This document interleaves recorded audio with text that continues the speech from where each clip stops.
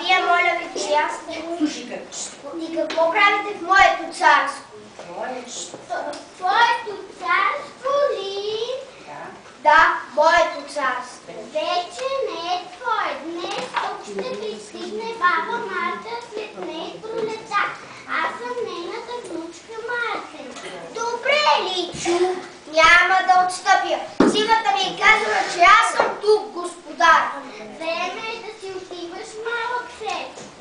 А как ще ме прогоните, моля? Много просто.